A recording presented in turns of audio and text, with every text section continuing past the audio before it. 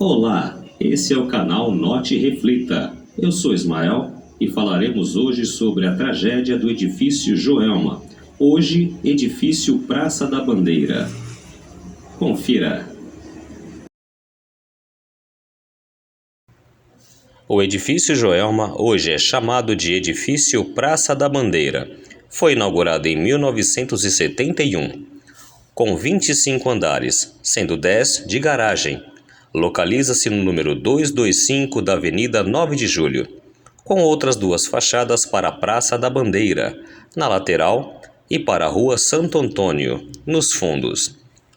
Tornou-se internacionalmente conhecido em 1º de fevereiro de 1974, quando ainda era chamado de Joelma, por conta de um grande incêndio em suas dependências, que resultou em 191 mortos e mais de 300 feridos.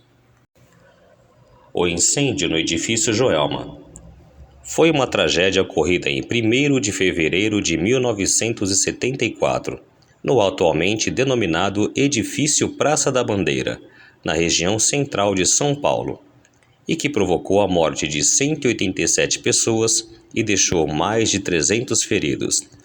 Um outro incêndio aconteceu em menos de 2 anos antes, o edifício Andraus. A tragédia do Joelma é o segundo pior incêndio em arranha-céu por número de vítimas fatais, ficando atrás somente da queda das Torres Gêmeas do World Trade Center, em Nova York, em 11 de setembro de 2001. No início do ano de 1974, a empresa Crefisul ainda terminava a transferência de seus departamentos quando, no dia 1º de fevereiro, às 8h45 de uma sexta-feira chuvosa, um curto-circuito e um aparelho de ar-condicionado no 12º andar deu início ao incêndio, que rapidamente se espalhou pelos mais pavimentos. Os escritórios do edifício Joelma eram formados por divisórias com móveis de madeira, pisos acarpetados, cortinas de tecido e forros de fibra sintética. Condição essa que contribuiu de modo rigoroso para o alastramento incontrolável das chamas. O fogo começou no meio. Quem estava embaixo, desceu. Quem estava em cima, subiu. 15 minutos após o curto-circuito, era impossível descer as escadas, que eram localizadas no centro dos pavimentos e foram bloqueadas pelo fogo e a fumaça. Os corredores eram estreitos. Não havia escada de incêndio, portanto, muitas pessoas ainda conseguiram se salvar, descendo pelos elevadores, apesar de estarem desobedecendo a uma norma básica. Elevadores esses que também logo deixaram de funcionar, quando as chamas provocaram a pane no sistema elétrico dos aparelhos, e também a morte de uma sensorista no 20º andar. Uma mulher saltou do 15º andar, segurando uma criança de 1 ano e meio em seus braços. A criança foi salva e um dos episódios mais dramáticos do incidente. A multidão acompanhou o salto bem em frente ao prédio. O choro da criança foi ouvido logo, após o impacto da queda, e foi levada imediatamente ao Hospital das Clínicas. Segundo o depoimento de Ivan Augusto Pires, coordenador do Serviço de Transportes da Câmara, lá no último andar, um rapaz jogou-se ao chão e aproximou-se da borda do terraço. Mas uma labareda fez com que ele escorregasse e ficasse suspenso segurando no parapeito até não aguentar mais, e despencou na rua. 2 anos antes, no incêndio do Andraus, a equipe de resgate pôde contar com a ajuda de um helicóptero, que pousou sobre o heliponto no topo do prédio. As vítimas e a população ao redor do Joelma também tinham esperança desse mesmo recurso, porém, o topo do Joelma não tinha um heliponto. As escadas dos bombeiros não alcançavam os andares mais altos. Helicópteros sobrevoavam inutilmente o topo do prédio, que ardia em chamas. Pessoas reunidas na rua presenciavam as vítimas se jogando no asfalto. Pediam pelo megafone O fogo acabou. Vamos salvá-los. Coragem. Não pulem. Tenham paciência. Vamos salvá-los. O resgate. O Corpo de Bombeiros recebeu a primeira chamada às 9h03.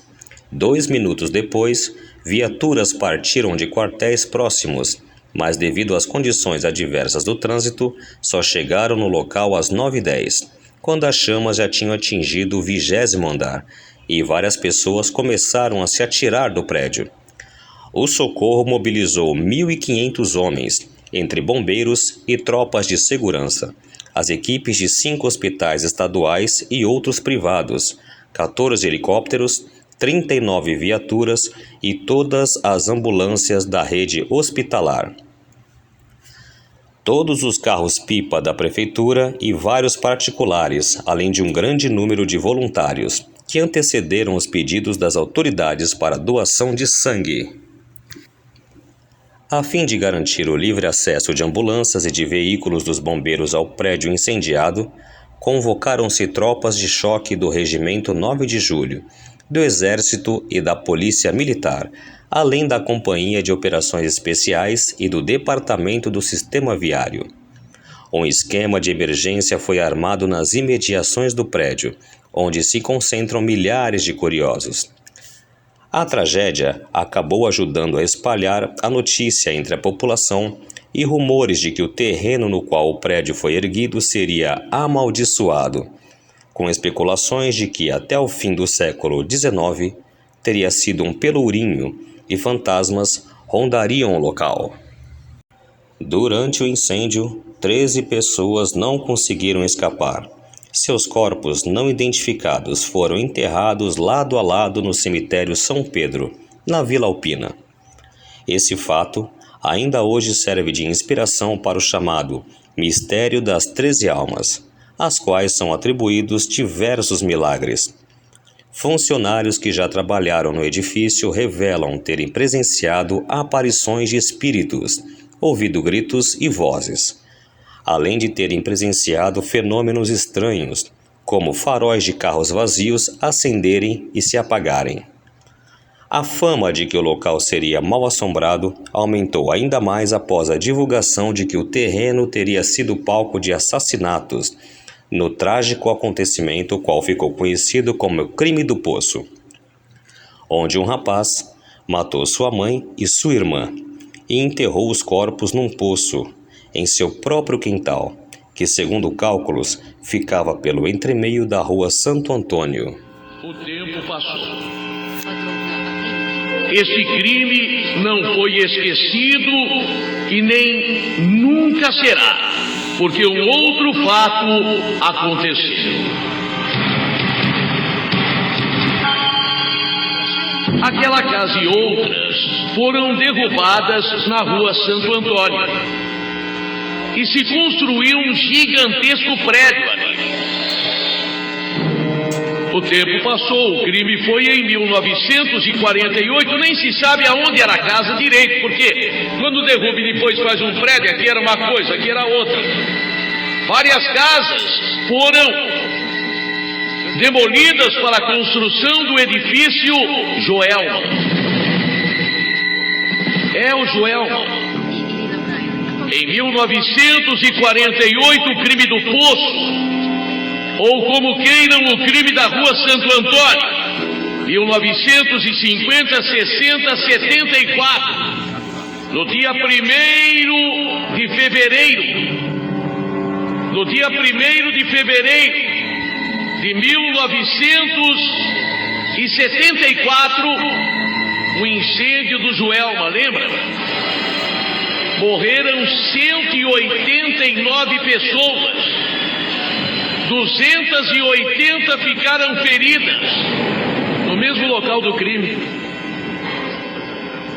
Dizem que aquele local, não vão espantar a gente, mas dizem que aquele local é maldito. Que na época de São Paulo colonial, ali era um ponto onde se torturava até a morte escravos, fugitivos. Ainda existe, agora remodulado, né? Reformado. O crime da rua Santo Antônio. onde Paulo Ferreira Camargo Filho, de 26 anos, matou sua mãe, Dona Benedita, matou suas irmãs. Teria passado, viu? Porque ele inventou a história direitinho da morte em Curitiba. Uma outra curiosidade é a música Don't Let Me Cry, cantada por Fábio Júnior, quando ainda se apresentava com o nome Mark Davis. Trata-se de uma homenagem de uma namorada que foi morta no edifício Joelma, mas essa informação não é confirmada. Confira.